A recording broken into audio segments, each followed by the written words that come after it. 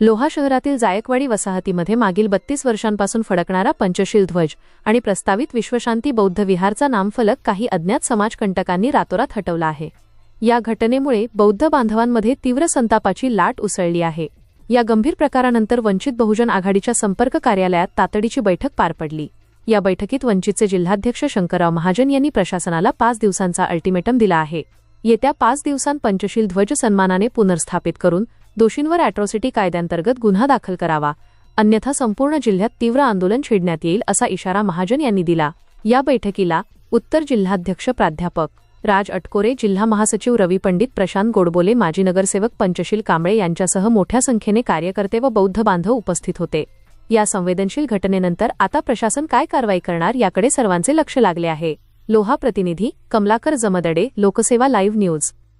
यानंतर एक निवेदन देऊ, आपण सर्वजण जाऊ, एक निवेदन देऊ। 5 दिवसामध्ये जर तिथं सन्मानाने आमचं ध्वज आणि जागा जर दिल्या तर ठीक आहे, नाहीतर आपण एक मोर्चा काढू।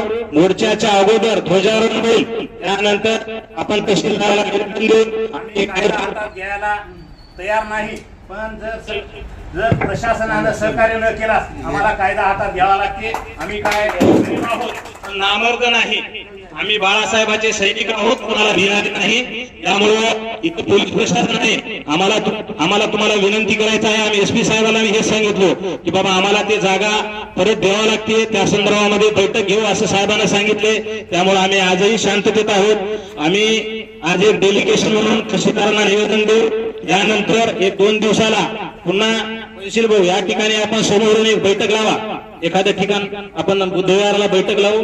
मग त्यानंतर आपण एक आंदोलनाची दिशा ठरवून तारीख जाहीर करू। एवढंच बोलतो व थांबतो, ध्वज लागला पाहिजे, एवढंच बोलतो। जय भीम, जय बसव।